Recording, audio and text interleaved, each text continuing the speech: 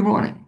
This is the Blaine's World podcast where conversations are worth having and listening and hearing.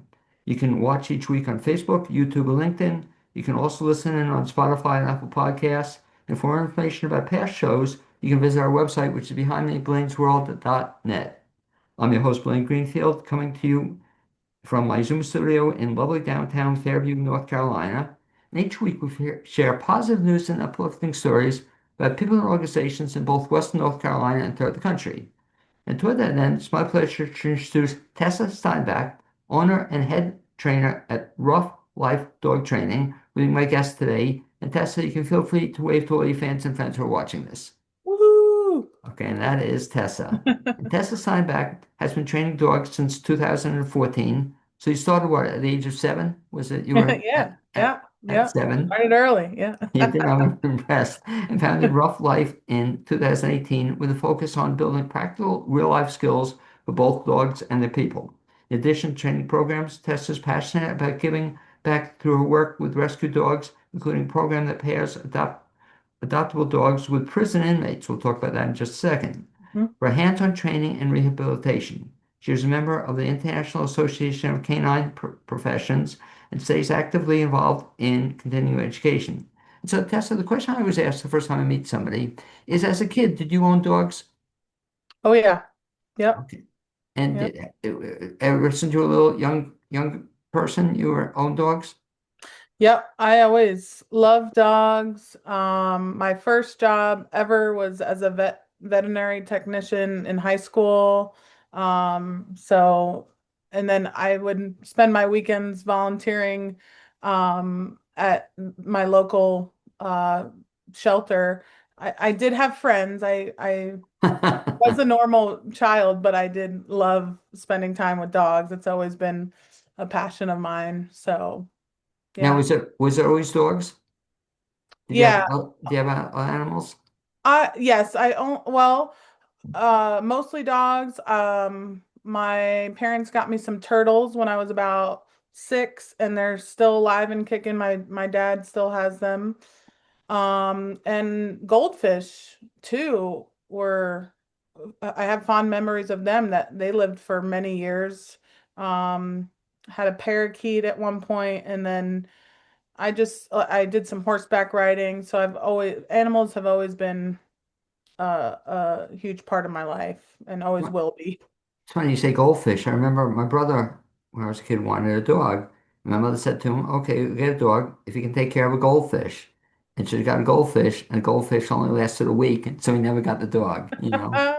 So, but do you remember then, okay, as a kid, do you remember the very first dog you ever remember having, or name of a first dog? Yeah. Um, his name was Walker. I was a baby, and my dad had like he was like 14 years old when I was born. So it was the tail end of his life, but I just remember I remember all the stories my dad had told me about him. He had like 9 lives like a cat would. Like he would run away and come back. Um, and then I remember some memories with him. And then the dog after that, I had Dobermans growing up. So they were pretty cool, intense dogs, very loyal. Um, and I grew up in Jersey City, New Jersey, so very, very urban. Right. And that was interesting walking down the street and seeing other dogs. And the Dobermans weren't always the biggest fans of other dogs. But we also had a house in upstate New York, so we would take the dogs up there, and then they would just get to hang out on the property. We have 17 acres up there, so they would love it up there. It was a good little getaway. So, Um, so you were involved with dogs all through high school, growing up. When did you decide you wanted to make a career out of this?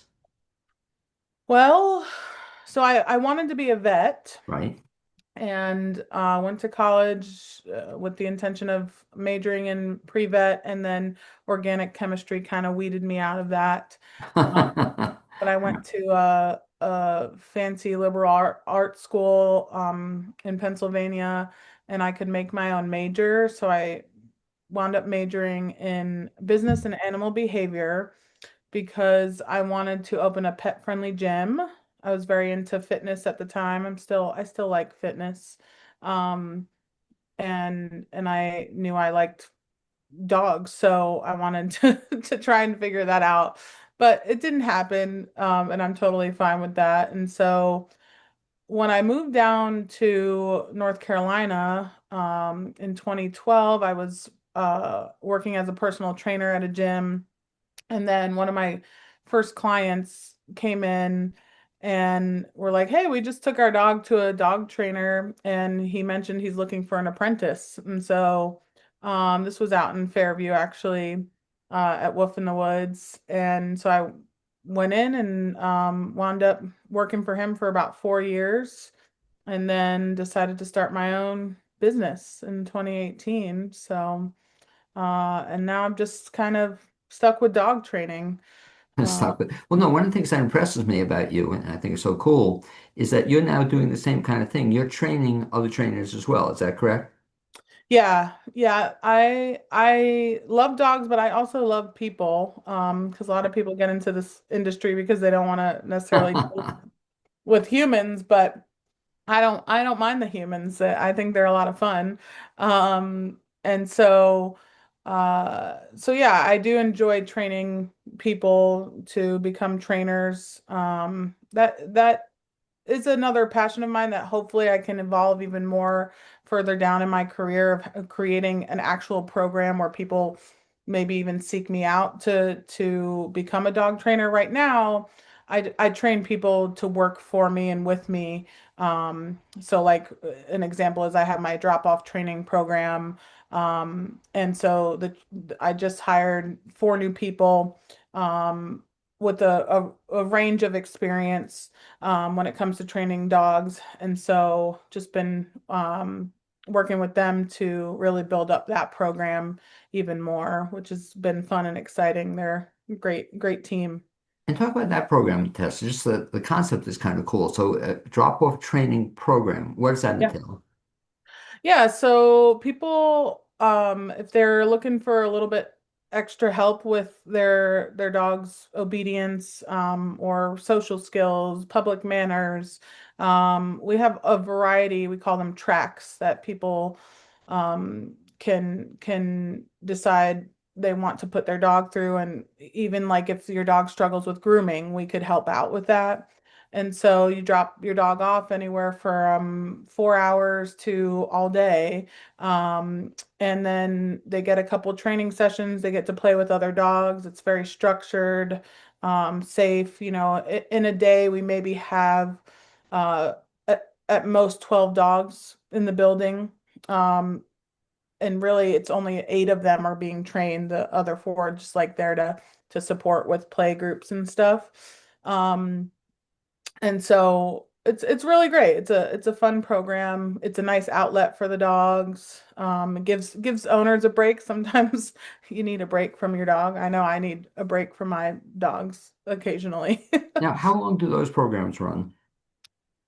Um, many of our clients are um like they don't ever end because they really use it as an outlet for them more than anything. Like, we do have like different tiers of like, okay, the dog's completed tier 1, so it'll go to tier 2 for like public manners, for example. So if you pick public manners for Bodhi, he has to complete basic obedience first before we even start taking him out in public, meaning he's good at his stays, he's good at leash walking, around the training center and stuff, right?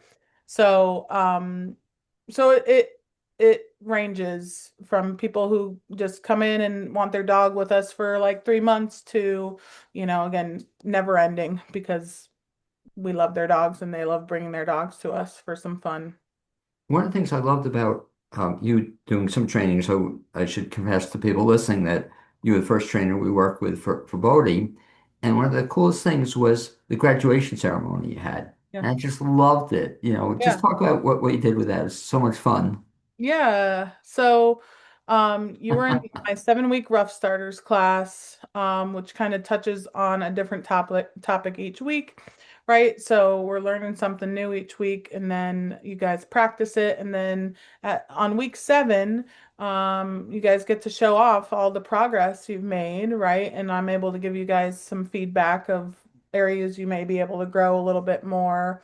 Um, and usually it's feedback for the owners, not the dogs, right? Right. And then I love bringing in a little graduation cap for the dogs to put on, great photo ops, and then you guys get a lovely certificate to hang up or put on your fridge to celebrate your Yeah. hard work, and it's not, like I said, you're not ever graded, it's not you get an A+ or an F. There's no pass or fail. It's just, celebrating the work you put in with your pup. But just tell you, it was very much appreciated, and just it's Yeah. such a kick out of it. So talk Yeah. about that part. So that Bodie was in, what was the name of that course again? The first Rough, one, rough starters. Rough Stars. And Yeah. talk about what you did in that course and what you tried to accomplish. Sure, yeah. The start of it is really teaching the owners how to build the best relationship with their dog. So, a saying I've been going by these days is be the party for your dog. So, it's hard to do, but you want to be the coolest thing on the planet for your dog. Um, and so I show you different exercises to do that, using treats, using toys, just affection, stuff like that. And then every week we work on place command, which is a form of stay, and then leash walking, coming when called, all the like really important basic things, that you can start to lay a foundation with, and then hopefully grow on after the class is over. And what's so good about that course for us is this is the first time we ever had Bodhi in a course like that. Mhm. And what we loved about it, and again, a compliment to you, is that the interaction with other dogs and other owners.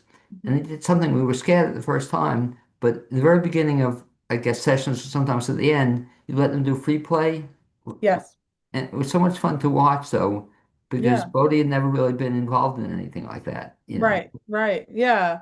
Yeah. And I think dog to dog play is such an important, and can be such an important aspect of any dog's life. So, it was fun to see. Your class was full of a bunch of weirdos. I kept saying that, as far as like The people or the dogs. maybe a little bit of both. No, definitely the dogs. Their social skills. They were all friendly, but like Right. just didn't necessarily have the best play skills. But I also love like giving the owners and the dogs that experience so I can give you all feedback too of like, hey, your dog is enjoying this right now. Hey, your dog's doing this and maybe you could help with redirecting, stuff like that. But I think it's such an important part, and a lot of times the dogs see it as a reward too at the end of the class or in the beginning of the class. It's nice to get some energy out so they can focus a little bit better. Let me So put you on the spot, Tessa, if I yeah. can. Are there some dogs, I'll ask it both ways, are there some dogs and some people that can't be trained? I would say there are no dogs that can't be trained. I think that sometimes, and definitely in my career at this point, there are dogs and owners that aren't the right match, as far as Interesting. lifestyle, and commitment, I'd say like an example these days are people who get a German Shepherd or an Australian Shepherd or a super high drive busy dog, and they want a dog that wants to cuddle them, more than half the day, and that's Right. just not the right fit. So Another service, if you offer, I don't know if anybody has ever asked you this, but I think you'd be great for this, is helping people find the right fit for them. Do people come to you for that? yeah, I do offer that. It's not something that happens often. I wish it would happen more, especially with my involvement in rescue. Like I almost always have a foster. Um, staying with me. I have one currently. His name is Duke, who is available through Stella's sanctuary. He's a little 30-pound mutt that is about a year old, and he gets to play with a bunch of dogs. I learn about his quirks, so that helps uh pair him with the right family. And then I work with the new Leash on Life program. I'm the trainer for that program where the dogs stay at the Western Correctional Facility for Women out in Swannanoa. Charlie's Angels Animal Rescue sends a couple dogs there, and um, and they're there for at least 8 weeks. They learn a bunch of stuff. We go out in public, just learn how they will do in public and stuff like that.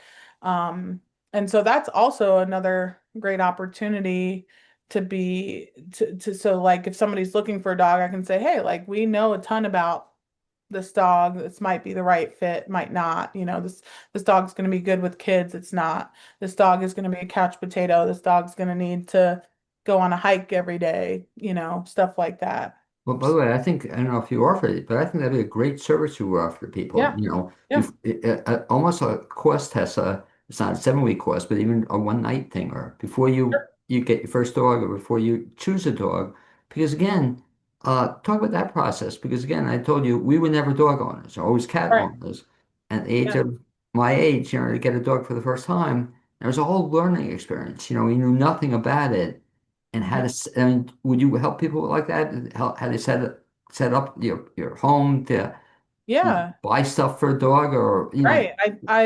It's not a bad idea to have like a course like what you're saying, just something to really, help support people with that instead of you get the dog and then you're having to figure everything out. But yeah, being prepared as possible. So, um, what what made you like, how did you decide? I'm curious how you decided that you wanted a dog and then the type of dog you wanted. I'm doing the questions. I No, know, sorry. no, I'm putting you on the spot no, now. it's very good. Good question. I think I told you before, you knew that we had always been cat owners. My wife had always owned cats. And one time we had three cats, and we had one cat now, a beautiful rag doll. But my wife had always wanted to own a dog all her life.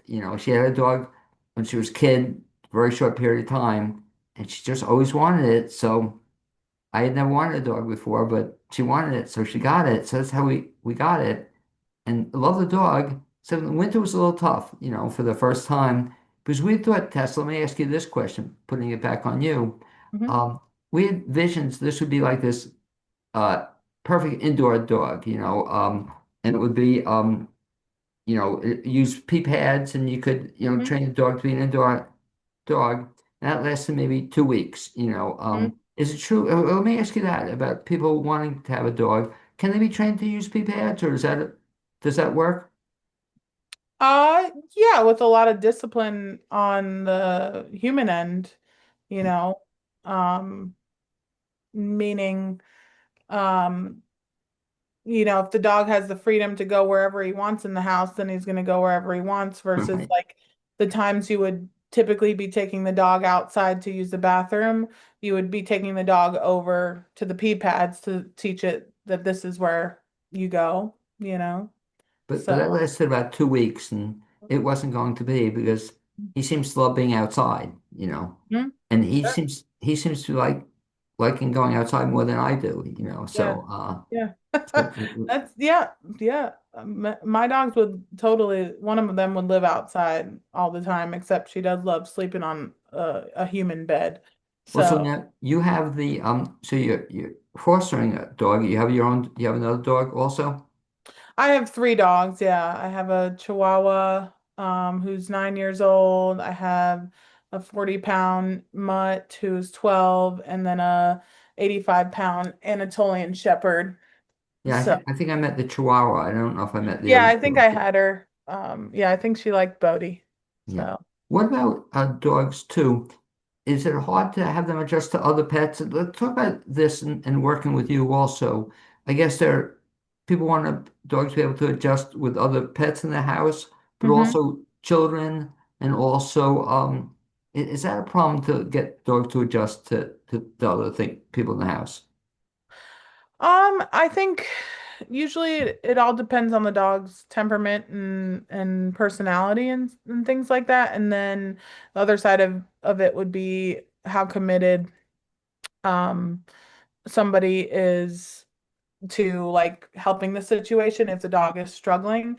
Um, there are some situations where it's just not going to work out, but I've had like a client that comes to mind is um one of my wonderful clients, I think it's 2 years ago now, rescued a, 90-pound doodle and with a history of behavior, and she brought him home and he wanted to eat her cats, and she called me, and I was in the back of my mind, I was like, whew, I don't know if we're gonna make this work, but here we are, at least 2 years later, and we worked through it, and the dog is just fine with the cats, like no problems whatsoever, so things take time, things take practice, you know. Um, so yeah, it just kind of depends Well, on. that's one of the things we worried about. So we had a cat, and we still have a cat, and we worried if they get along together, but they seem to get along great. It's just the cat kind of ignores Bodhi, Mhm, and mhm. does his own thing. And the only problem is Bodhi has this habit. He only wants to sniff the cat's butt, Uh-huh. and the cat isn't necessarily a big fan of that. But Uh-huh. Bodhi so far, has survived the experience. The cat hasn't occasionally will pretend to swipe, but that's part of the process. And so, can you work with people who have pets that don't get along with each other? Do you ever do that? Oh yeah, for sure. For sure. Yeah. Yep. Whether it's dog to dog, um, issues or dog to cat. We have rabbits that my dogs and even most of the dogs, if we have dogs staying with us, are just fine with, and a lot of the time it's just boundary structure, rewarding them for ignoring them, stuff like that. Well, the other thing we have trouble with, and I imagine a lot of owners do too, is something you talk about. The idea of consistency Hmm. becomes important. And I guess that's tough for owners more so for talk about that in terms of dogs can get used to something if it's consistent. But sometimes you have trouble with the owners getting used to that. Sure, yeah. I mean, they dogs can have, like you just said, their own consistency. A good example is, dogs when they see something out the window and they bark. That's their own habit that they create versus if you get a puppy and you start right away of teaching them, here's what you do when you see something out the window, or when if you rescue a dog and work from day one, right? Um, Creating those habits instead of the dog creating the habit, because in their mind, they see something and it's very reinforcing. Oh, I did it. They kept going, Um, and so the human side being consistent of let's close the blinds and let's open them and have a formal training session with it. That's the hard part of we have our lives, and it is hard to be consistent sometimes, with everything else going on in the world. So, Talk about other things in terms of training for dogs. What about I've seen some dogs get trained with where they exercise things or they go around what do you call it when they go around different stations and they get like their scent exercise? work, I'm sorry, scent, what? scent work. Yeah, what about that? Yeah, scent work is great, and there's all different levels. What I love about the dog world at this point, it's come a very long way, even I've been in it, since 2014, so hard to believe that it's going on 12 years. But and I've seen it change in that I would consider short period of time. Um, but for me, I love the variety of things you can do with your dog at this point, and then different levels that you can do with them. So like I am not a competitive person. I don't do agility I was competitively going to ask petting you, my yeah. dog. But, do I have some silly agility equipment at my training center and we're going to get the dog to jump over it and have fun? Yeah, do I care how fast they do it? No. Same thing with scent work. I love scent work, but I'm not going to go out there and compete with it. But it'd be super cool if you you could probably teach Bodhi how to find some clove oil in the middle of your yard, and that's just a something different to challenge his brain, build up their confidence, build up your relationship with him by giving him that opportunity, stuff like that. How about in my back of my mind, I'd love to have Bodhi be able to shake paws, or is that Sure. something you can train the dog to do? Oh yeah. Yeah. It's kind of funny. I typically don't teach a dog to shake or paw because then the dog winds up pawing you all the time, Oh, thinking that they're going to get a treat. And that kind of circles back to consistency of so many people teach their dog to do it and then they do it without prompting them. Oh, it's so cute, you know. But if you were consistent and only rewarded it when you're asking the dog to do it, um, then it would be just fine. But yeah, if you want to work on that with Bodhi, you let me know. what about the idea of probably not a good idea having dogs come to your table for when you're eating dinner, Uh-huh. I guess it's tough as a dog owner, but if a dog comes to your table at dinner, do you feed the dog or just let them solve? Uh, so I personally, I did create monsters with my own personal dogs, in that I will, let them lick the plate and occasionally toss them some food. And now we have a 18-month-old son who just drops food all the time. So, because of that, uh, we are like I will implement like a place command, a designated area for them to go to if they're just being too much. So, um, Well, yeah. so cute in our house. So I have cereal every morning, and I pour it, and inevitably some of it spills on the ground. And Bodhi is always coming whenever I'm pouring cereal. Bodhi is always there. And he's become almost a vacuum cleaner because anytime he sees food on the floor, he wants it. So So I we do if for some reason the dogs aren't in our kitchen, we drop something, we do have a command that is vacuum. We say oh. vacuum and they come running. So, yeah. But the problem with I'm that though, I'm right? I'm gonna have a little guest here because my Oh, I wife was is hoping, sick. please.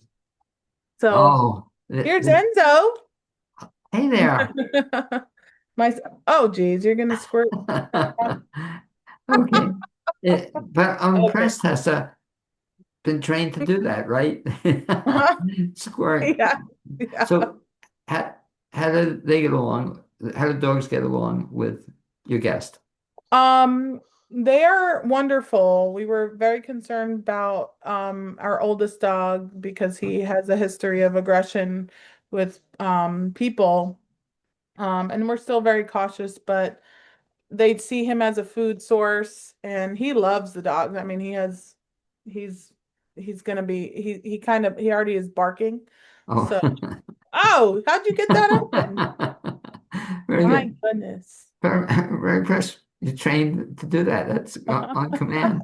Thank you. It's What not do much you, different training a well, baby. I was just going to ask you, so are there similarities? Oh yeah, very much so. Very much so. Are there differences? I mean, you can put dogs in crates Yeah. and leave them at home by themselves. Yeah. Not a great This idea guy, with not a yeah, great idea with a child, right? yeah. So, But like frowned upon. So yeah. Tessa, talk about then in terms of the future. So you've been doing this for a while. What do you see happening in the future? Where's this going? Oh, that's a big question. So I don't know if you know this about me, but I lost my whole training center, original training center to Hurricane Helene. Oh no, I didn't know that. Yeah. So the center you were in has only been around for a little over a year now. Um, so it's kind of been a fresh start for me. I was had a much bigger operation, and then I still feel like it's fairly big with the amount of things I offer, but um, but so I'm still in the process of regrowing. That was hiring new people. You can't hit the button. You can't hit the button. I'm sorry. Um, so my ultimate goal uh is to build an empire. You don't know. Not necessarily, but I would say I really like what we're doing now, having a small facility, keeping numbers small. So maybe expanding to a couple different areas in Asheville or surrounding areas, Hendersonville, Weaverville, something like that would be an ultimate goal. Where were you located previously? Just right on Thompson Street, right around the corner from where Brother Wolf used to be. Okay. So I see you sneaking over here. Don't you do it. Don't do it. Don't do it. You silly boy. I love that smile. So yeah, you were, but where you are, talk about then that facility because I think that's a great facility. It's like very friendly, very feels good, but there seems to be a lot of room in that facility. What's the most number of dogs you can train at a time? Uh, so again, like for our day training, we usually have around 12 dogs there in a day. That doesn't mean they're all out in that room at the same time. Your class had what, 6 people in it, and I think that's a nice sweet spot. I don't like just for space and for the amount of time I want to be spending with you guys. Um, so uh so that's the sweet spot. And I don't want my other facility, I was having like 40 dogs come through it in a day, and it was a lot. I had 18 staff, now I have 4. Um, so I know you love buttons. You love buttons, huh? Um, so yeah, I love the size of it. It's And, plenty of space. Sorry. no, that's Way to okay. go, my man. Here. The Anyway, so Tess, just to wrap this up, so you can devote your attention to your other trainee or Uh-huh. whatever. If Uh-huh. folks want to find out more information about what you do, what's the best bet? Away he goes. Okay. Um, yeah, so if you're interested, you can hop on our website to learn more about all the different variety of training options we have. Our website is roughlife.avl.com. And best way to be in touch. I know. 2 minutes, 2 minutes. Um, is either giving us a call or you can also email us. Okay. And last question for you. Is there a good time you have a dog? Is it a good time to begin training at a certain age or a certain time to begin training? Oh, good question. I like all ages. I don't think. Let me see if I can entertain him for a second. Here, look. Look at this. Take a picture. Hi again. We're speaking with Tessa Steinbach, who's the owner and head trainer at Ruff Life Dog Training. And we were just winding down, Tessa. The question I asked you in terms of training your dog, is there an ideal time to begin? Age? Ideal wise, sure, right when you get the dog, whether it's a puppy or rescue. Um, but I'm a believer that you can teach old dogs new tricks. If you have a 5-year-old dog, an 8-year-old dog, might take a little more time to undo old habits, but definitely you can train any dog, any age, any size, um, and figuring out how to meet their needs and stuff like that. I was going to ask you that question. So in terms of, you said it's a puppy, oldest dogs you've ever trained? Oldest dog? Yeah. Oh, I mean, I have a 12-year-old dog that is is loves training still. He's out of all my dogs, he's the most active, the least lazy, and loves to learn. So I'd say 12-year-old is probably the oldest right now. And you mentioned in the class that when you train, talk about the process of how long are training sessions? Yeah, so for the owner at home, I usually like I say a minimum 15 minutes a day. And that can be sprinkled in throughout the day. 5-minute session in the morning, 5-minute session midday, 5-minute session in the evening. If you're working with me, if we're doing like a one-on-one session, then that usually lasts about an hour to an hour and a half. My group classes, usually it's about an hour. Okay. And Um, one final question. I know you mentioned to me, but you said some people actually drop the dogs off to you, or you train them for mhm. a longer period of time. What is that all about? Yeah, that is the day training, drop-off training program. And we have that like Tuesdays through Thursdays and every other Monday. Um, and so, yeah, that's again, if you're just looking for a little extra help with your pup or just wanting to get them exercised in a productive way, that would be a good option. And to find out more about Rough Life dog training, we mentioned the website is probably the best first bet or call. Yeah, you can check out the website to learn more about all of our services. And then if you need help figuring out what would be the best fit, you can give us a call or shoot us an email. And my lovely wife, who is currently my admin, will give you all the information you need or link you up with me. Okay, if you would mention again the website and the phone number, if you would please. Yeah, the website is roughlifeavl.com. And then the phone number is 828-365-8244. And the email is roughlifeavl. Nope, that's the old one. It's info@roughlifeavl.com. Okay. Anyway, thank you for sharing that information. Thanks for being my guest on this edition of the Blaine's Yeah, World thank you so webcast. much. Also, I thank my producer, Kathy DeSetti. And I said, oh, we should mention the one other place we may meet again. Because one of the cool things that you take training with Tessa, but you're going to be stuck with her the rest of your life. Talk about the dog walks you do. We want to go on those. Yeah, I have my pack walks. They're called Wandering Wags.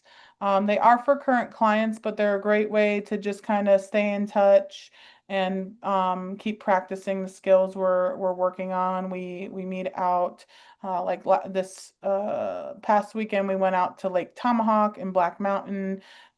This upcoming one will go to the River Arts District Greenway, and just it's awesome to be in a group of dogs and be working on your goals and stuff like that. Okay, very cool. Anyway, Tessa, thanks for joining me in this edition of Blaine's Yeah. World Yeah. podcast. We Thanks so got much you for having me. for your first one. That was cool, and you did great. Speak to you Sorry soon. about the baby interruption, but No, not at that's all. life right now. Be well.